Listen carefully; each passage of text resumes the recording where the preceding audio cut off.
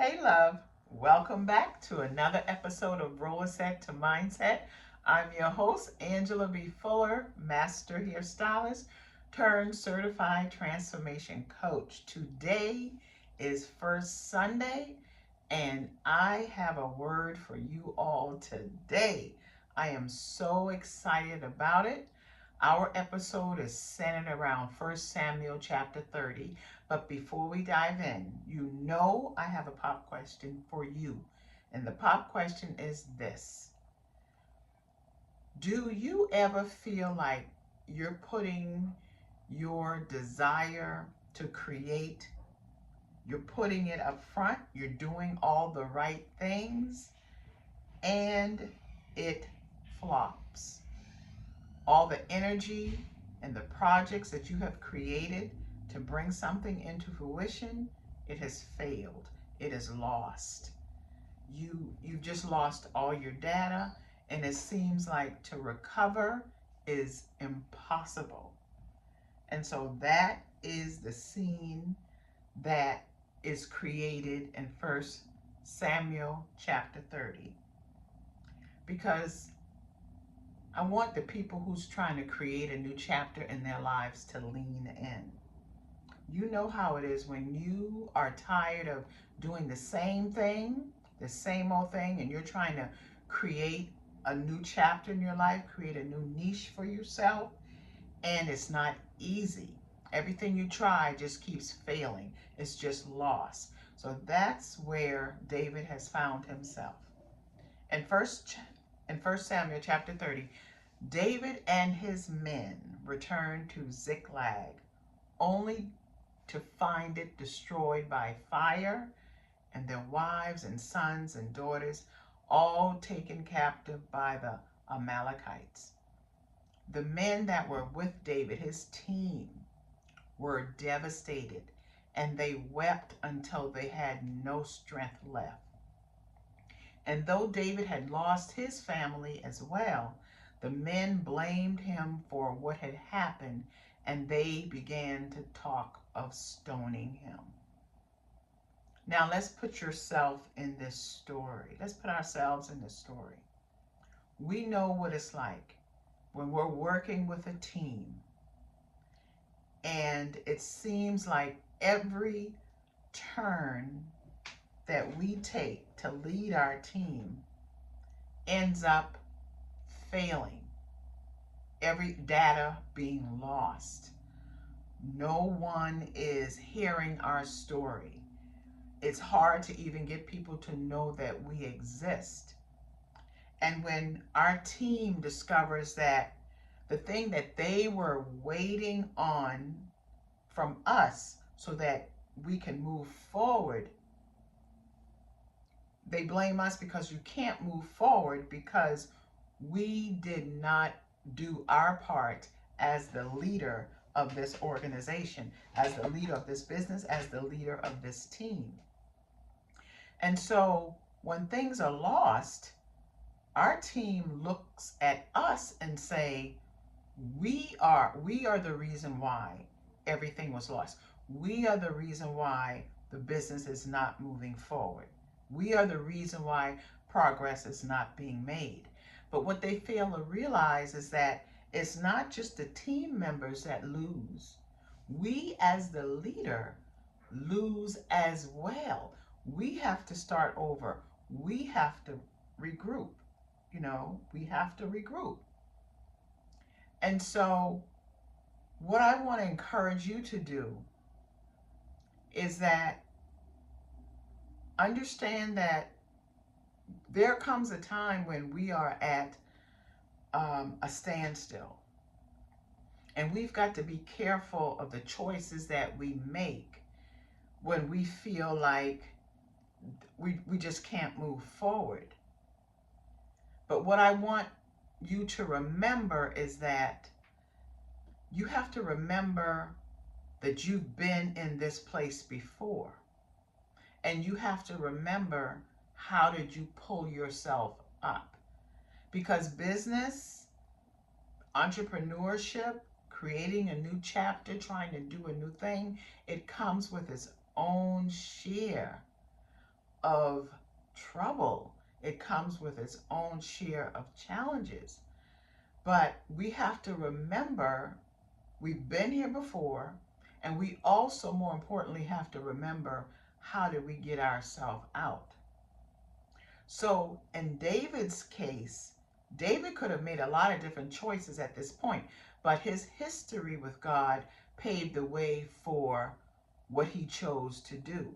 Scripture says that David found strength in his God. David knew that God was his only source of strength, and he knew that time in God's presence would not only change him, but bring a perspective that would allow him to make wise decisions. And so after his time with God, David had the priests bring him the ephod, and David inquired of the Lord as to what he should do. So this is what I want you to remember. When you're struggling in your business, when you're struggling in your desire to move yourself forward and to create something with a team that you've never created before, understand that you cannot do it by yourself. You cannot do it in your own strength. When you find yourself in this position, I want to encourage you to sit in a quiet spot and to meditate and listen to that still small voice that is always there to guide us and lead us through that valley, that darkness that we sometimes find ourselves. And when David got quiet and spent time with God, guess what the Lord told him? God's astounding answer to David is as relevant to us today as it was to David and his men in their midst of crisis. When we are in a crisis, when we don't know which way to turn, when we don't know what to do, when people who are depending on us are lost, this is what I want to suggest you do, as the Lord directed David to do. The Lord said, pursue them. You will certainly overtake them and recover all. Now that is a boss move. Do you understand what I'm saying? You don't sit in your loss. Don't by all means, don't have a pity party. What I want to encourage you to do is to move forward. Go after what you feel was lost. Go after what you feel was taken from you. Go after what you feel has no life left. Pursue it, overtake it, and recover all. Now here's the thing. God doesn't usually instruct us to run from our enemies.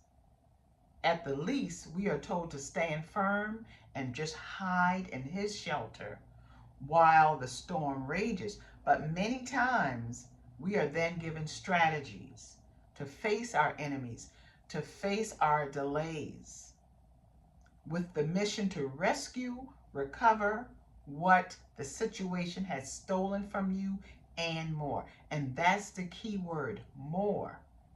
And the reason I say more is because it is the Lord's delight and desire that we pursue our dreams, that we pursue our goals. We are not just to take back what belongs to us, but we are to retrieve even more than what was lost. And we've got to believe that it is our birthright, that we are to receive more, like it said, double for our trouble. But we're not going to receive double for our trouble if we sit in self-pity. That's what we have to remember. Because we got to remember we came here for a purpose. And at the beginning of pursuing that purpose, we got to believe that God got our back. He, see, sometimes our fears and our self-doubt doesn't want to move forward, doesn't want to grow because it's such a comfortable place. And sometimes we have to stretch. We have to stretch so that we can walk the path that was already planned for us. And so, what happens when we partner with God? The self-doubt that we sometimes have, it becomes courageous. That self-doubt is replaced with courage, courage to pursuit. Not in our own strength, but when we partner with our Creator, with our God, things happen. Mountains are moved. I think we experience supernatural ideas, and we receive beauty for our ashes. That's the idea of double for our trouble.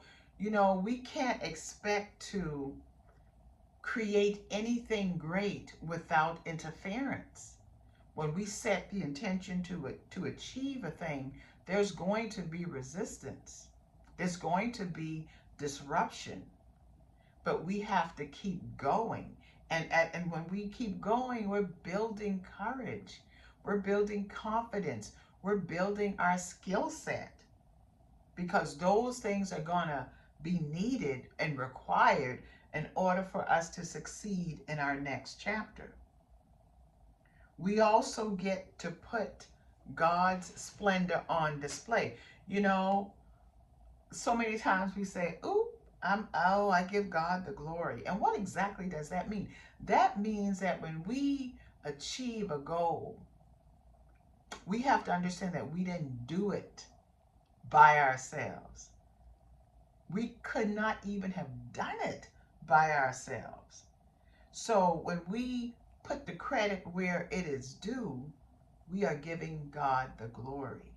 And we are allowing other people who are watching us to see the benefits of partnering with God and the mountains that He can move and the beauty that He can create from our ashes, from our struggles, from our sleepless nights, from our self-doubt. We get strategies that allow us to pursue. We get strategies that allow us to overtake, and we get strategies that allow us to recover all. And so what I want you to know is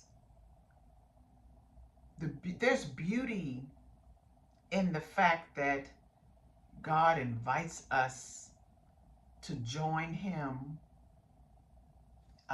so that we can collab together and we can make our journey so much easier.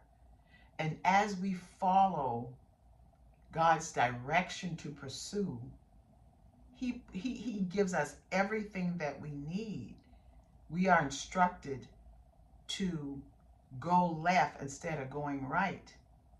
And when we come into agreement with those instructions, we may see the obstacles, but it's not going to stop us from moving forward. And we eventually will overtake those obstacles. So, don't be discouraged. Do not feel like giving up when things are hard. That's a sign that you are on the right track. That's a sign that your desires, your breakthrough is closer than you think. So I want to encourage you to not give up on your dreams. If you have the desire to create a new chapter in your life, if you have a desire to reinvent yourself, you have everything that you need within you at your fingertips to make it happen. So you go out I don't care how difficult it looks. I don't care whatever struggles you might run into. I don't care if the people who are closest to you, the ones who you love the most, cannot even see the dream that you have set before yourself. You know, sometimes when we pursue what we want, the people who love us the most, what it does to them, it causes them to see how stagnant they are, and that can make them fearful. So if they can keep you in the place in which they've always known you to be, it does not put in front of their face their inability to move forward. So help them out. Continue to move forward. And if you're working with a team, encourage your team. Let your team know ahead of time that there's going to be struggle. There's going to be pause. We have to course correct so that we can continue to pursue, to overtake, and to recover all. I hope you got something from this episode. And I want to encourage you to move forward with your plans. Okay? I'll talk with you soon. Bye.